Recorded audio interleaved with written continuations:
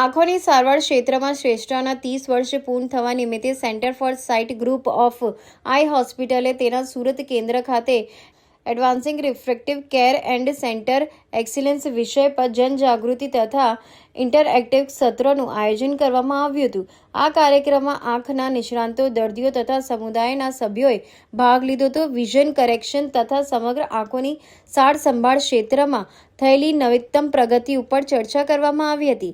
જ્યાં centre for site દેશભરમાં તેના 3 દાયકાથી સિદ્ધિઓ હાંસિલ કરી રહી છે, ત્યારે સિટી લાઇટ મેઇન રોડ અને રાંદે રોડ ખાતે આવેલ સુરત કેન્દ્ર દક્ષિણ ગુજરાતમાં સેવાના 5 વર્ષ પૂર્ણ થવાના પ્રસંગની ઉજવણી કરી રહ્યા છે.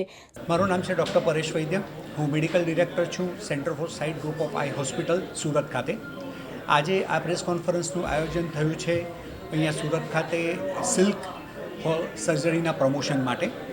સિલ્ક એ થતી Elita machine, Johnson and Johnson machine છે, જેના દ્વારા થતી રિફ્રેક્ટિવ સર્જરી છે અને એ ખૂબ જ નાના કાપા દ્વારા થતી રિફ્રેક્ટિવ સર્જરી છે. આંખના ચશ્માના નંબરો ઉતારવા માટે થતી સર્જરી છે.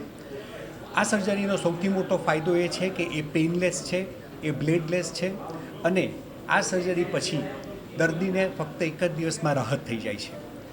આ સર્જરીનો મોટો ફાયદો એ છે કે એ કોર્નિયાનું રીશેપિંગ એટલે કે કીકીનો આકાર બદલીને સર્જરી કરવામાં આવે છે અને આ સર્જરી દ્વારા આપણે ચશ્માના વધારે નંબરો પણ ઉતારી શકીએ છીએ. બીજો ફાયદો એ છે આ સર્જરીનો કે તમે આ સર્જરીમાં કોઈ પણ કાપો ન હોવાથી પેશન્ટને ઓપરેશન પછી ડ્રાય આઈ પણ ખૂબ જ મિનિમમ થાય છે અને આ સર્જરી દ્વારા જ્યારે ઓપરેશન કરવામાં આવે છે તો પેશન્ટને રાહત થતી વખત થાય છે, જેથી આપણે પેશન્ટને બીજા દિવસે પોતાની ડ્યુટી જોઈન કરવામાં સારું પડે છે. આ ટેકનોલોજી સાઉથ ગુજરાતમાં સૌ પ્રથમવાર આપણે લાવ્યા છે centre for sight group of હોસ્પિટલમાં સુરત ખાતે, અને સાઉથ ગુજરાતમાં આ પ્રથમવાર આપણી પાસે છે, જેથી આપણે આ સાઉથ ગુજરાતની જનતા માટે આ ફેસિલિટી પૂરી પાડી શકીએ. मैं सेंटर फॉर साइट सूरत में पीडियाट्रिक ऑप्थेल्मोलॉजिस्ट हूँ. आजकल बच्चों में, हर बच्चे में हम देखते हैं कि बहुत छोटी उम्र से चश्मे के नंबर आ रहे हैं, स्पेशली माइनस के नंबर्स.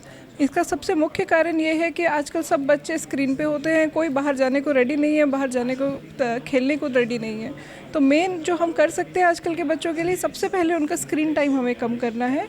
स्पेशली जो पास से देखते हैं, मोबाइल्स हो गए, आईपैड्स हो गए, अगर कुछ देखना भी है तो हम प्रेफर करते हैं कि बच्चा टीवी देखे, वो भी 30 मिनट से ज़्यादा नहीं. उनका आउटडोर एक्टिविटी बच्चों का हमें बढ़ाना है. आजकल के बच्चे घर में बैठ के मोबाइल देखते रहते हैं, बाहर जाते ही नहीं है. तो सनलाइट आइज़ में लगना बहुत ज़रूरी है. उनको मिनिमम 2 घंटा बाहर खेलने दो. और अगर हम इंटरवल्स में भेजेंगे उनको, जैसे थोड़ी देर सुबह, थोड़ी देर शाम को, तो और बेटर होता है.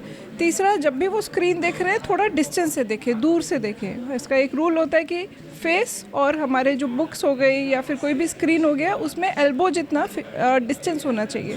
20 सेंटीमीटर से कम अगर डिस्टेंस पे बच्चे देखते हैं स्क्रीन, तो और वो बच्चों को ख़राब करता है आइज़ को. तो ये 3 है. आउटडोर एक्टिविटी बहुत ज़रूरी है, स्क्रीन टाइम कम कीजिए और एडिक्वेट डिस्टेंस रखिए बच्चों के मतलब बुक्स के बीच में.